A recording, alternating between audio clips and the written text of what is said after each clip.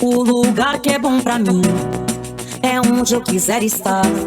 A estrela ainda brilha, ela é quem vai me guiar. Ser guerreira é minha sina, batalhando pra vencer. Tenho voz pra ser ouvida, tenho sonhos pra viver. Não vão mais conseguir me anular, me calar. Ninguém vai me impedir de cantar e lutar. Seja em casa, no campo, na rua ou na praça, chega de mordaça, agora eu vou falar. Porque eu sou mulher pra fazer acontecer. Eu sou uma delas, são elas por elas, ocupando os espaços de poder.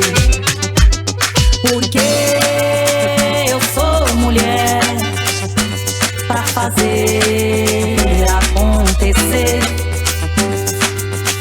Eu sou uma delas, são elas por elas, ocupando os espaços de poder. Nesta semana, nós discutimos sobre mulheres, justiça social e cultura. E hoje preparamos um resumo com os pontos mais importantes. Vamos pensar que tudo que nós falamos, tudo que nós vimos, tudo que nós sentimos, tudo que está no nosso entorno tem uma representatividade profunda.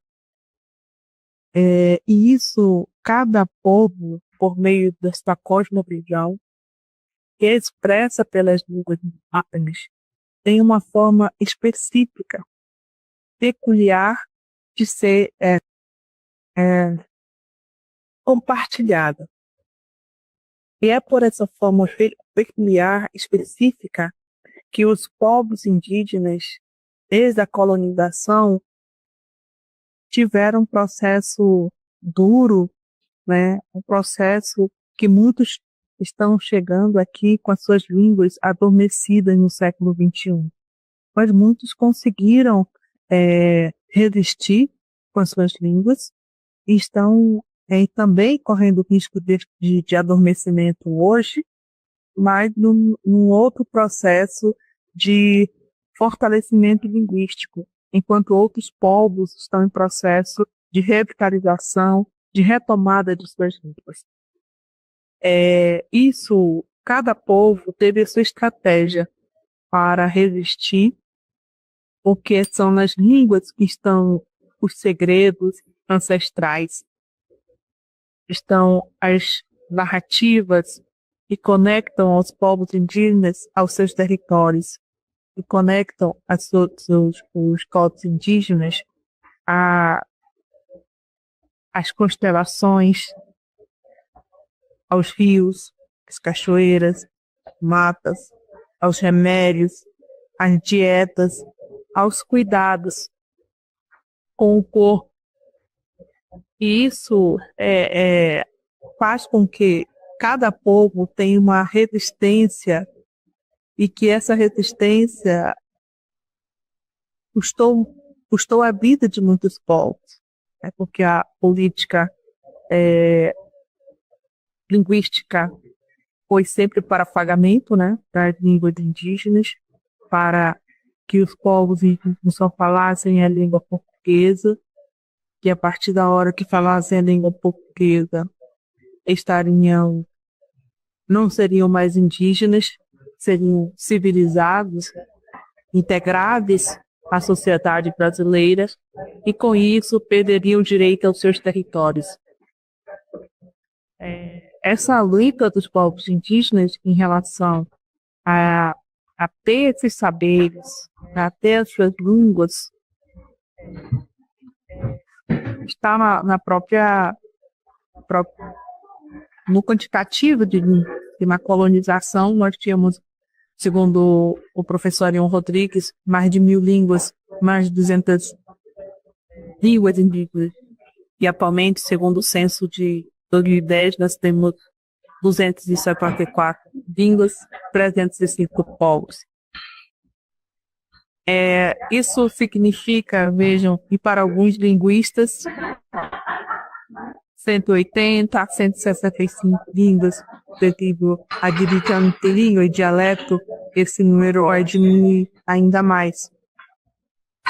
E a classificação colocada para os povos indígenas de ser falante, de não ser falante, só ser indígena se falar a sua língua.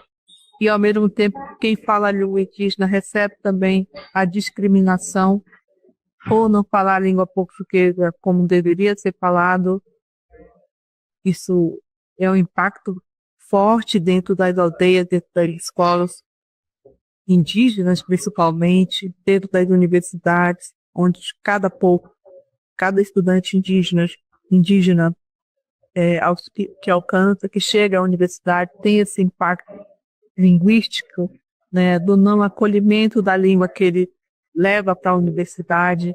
As nossas crianças, os nossos professores dentro das aldeias, eles também recebem esse impacto, principalmente cobrado pelo Estado, pelas secretarias municipais, de falar, de ensinar um português que não é falado dentro das aldeias. Por as línguas indígenas terem uma carga horária pequena diante da carga horária da língua portuguesa. As desigualdades sociais é um desafio mundial e histórico que vem afetando os grupos marginalizados e minoritários de direitos no mundo inteiro.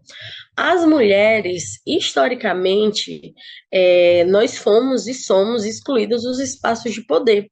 E essa luta vem assumindo um papel central nas nossas bandeiras de luta. Então, equidade, justiça social, são bandeiras que são fortemente debatidas entre nós, porque nós sabemos que a partir delas a gente tem as possibilidades de acabar com essas desigualdades sociais, e até mesmo entre nós mulheres.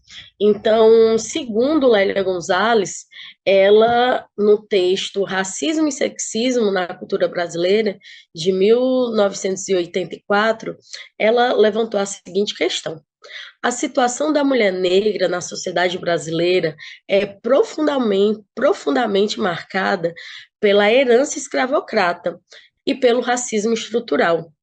Enquanto a mulher branca luta contra o sexismo, a mulher negra enfrenta a dupla opressão, o racismo e o sexismo. Além disso, a classe social agrava ainda mais essa situação, já que a maioria das mulheres negras está confinada às posições mais subalternas e precarizada no mercado de trabalho. A desigualdade social no Brasil tem cor, tem gênero e tem classe. E só é reconhecendo essa realidade que podemos construir estratégias eficazes de combate a essas opressões. Lélia Gonzalez é uma grande intelectual do feminismo negro, sempre apontou o quanto que essas desigualdades de gênero, de raça e de classe fazem com que essas dificuldades, essas desigualdades afetem mais umas mulheres do que as outras. Então, assim, quais são essas desigualdades que nós mulheres enfrentamos, né? Então, aqui vou citar 3, certo? A dupla jornada de trabalho, dupla, tripla, e a divisão desigual das tarefas domésticas. Então, essa sobrecarga, né, de tarefas que nós mulheres passamos, a violência de gênero e a falta de políticas públicas eficazes.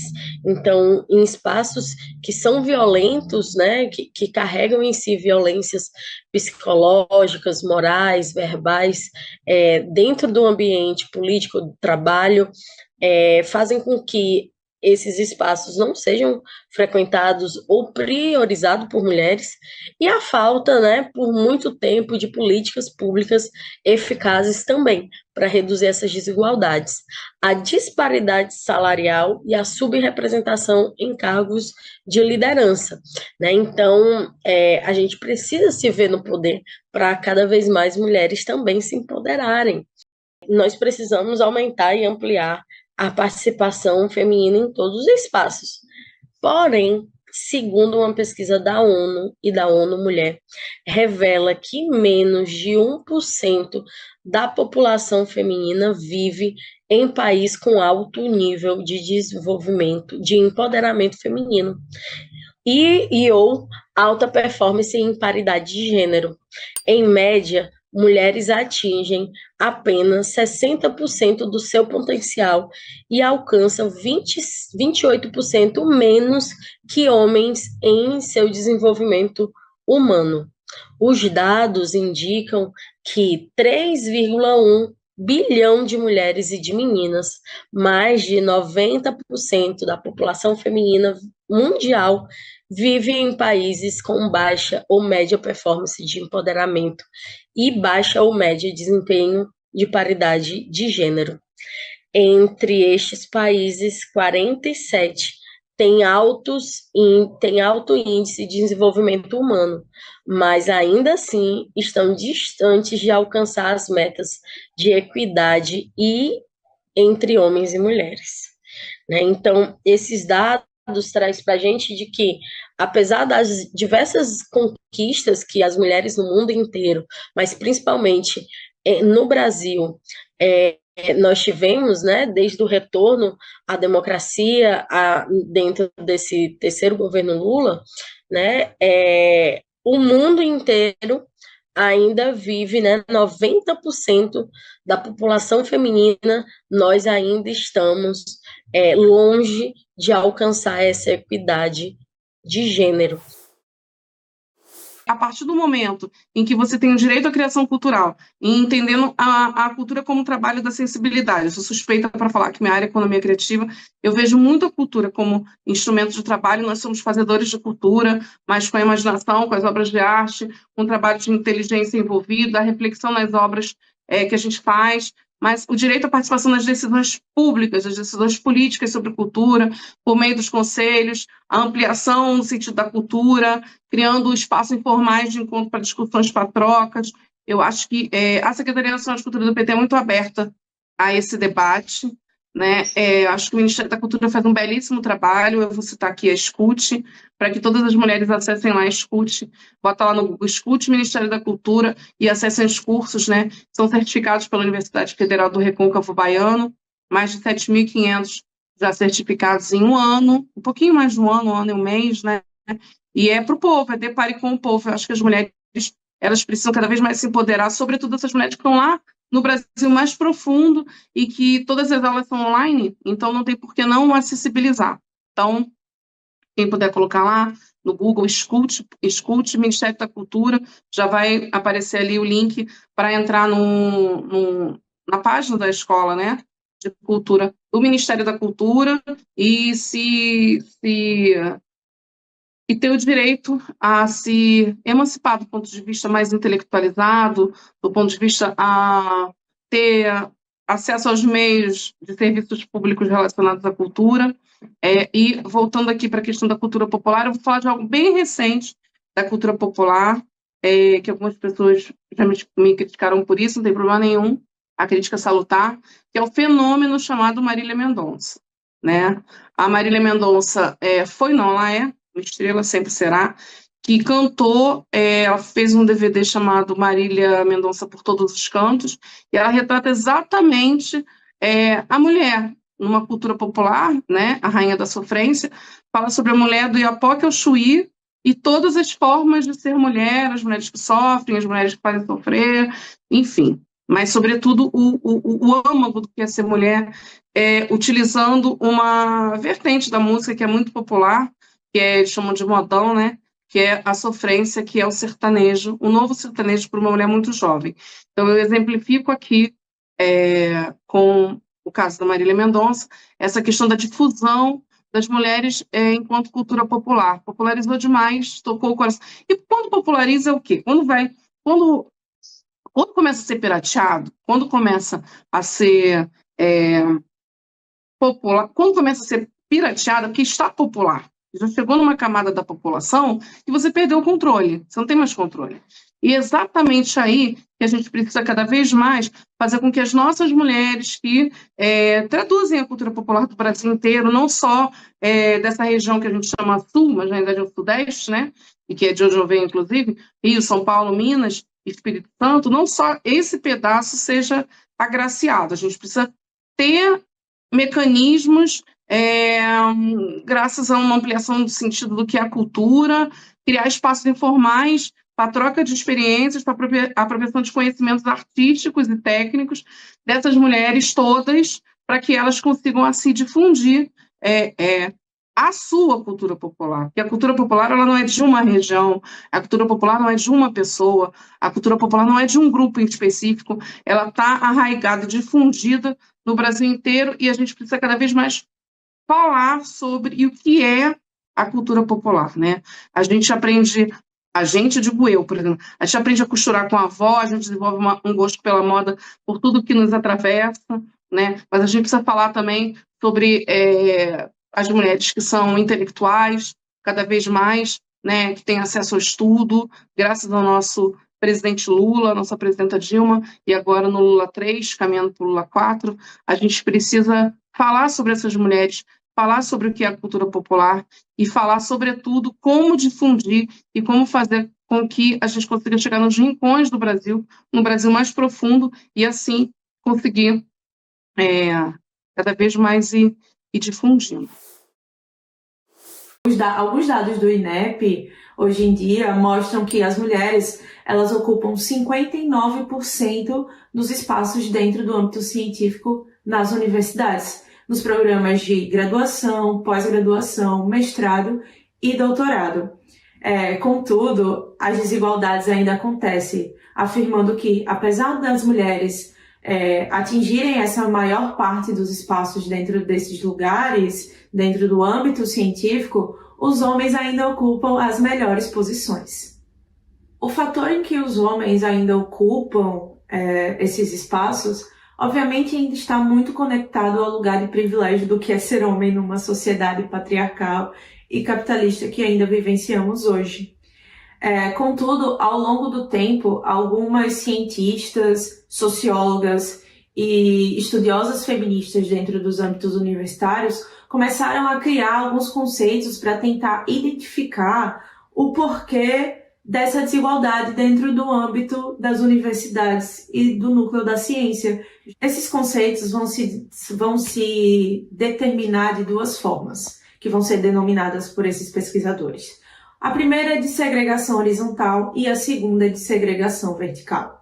A segregação horizontal, ela vai mostrar que, apesar das mulheres serem a maior porcentagem dentro dos núcleos de conhecimento, as áreas em que elas estão inseridas são as que menos têm investimento financeiro nas áreas de pesquisa.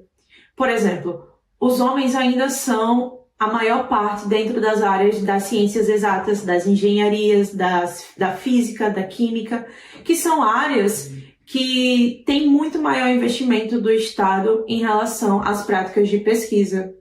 Já as mulheres, elas vão ocupar a maior parte dentro das ciências biológicas e dentro das ciências humanas, e majoritariamente dentro da enfermagem, que ainda é um estigma, porque a enfermagem ainda está muito relacionada ao cuidar, e o cuidar ainda está muito relacionado ao papel feminino.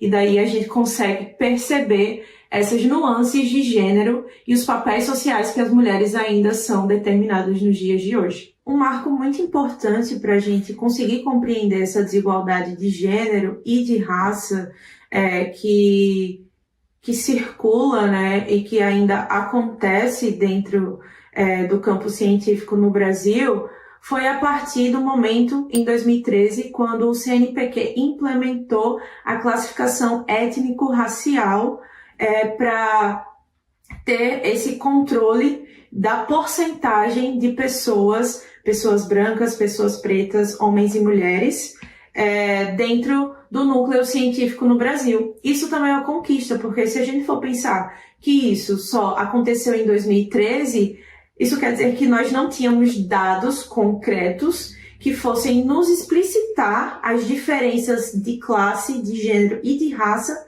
anteriormente a isso. Eu acredito que falar sobre desigualdade de gênero em qualquer âmbito da sociedade e os possíveis avanços, e ainda poucos, que nós mulheres obtemos nos dias atuais, é a gente falar da importância do movimento feminista.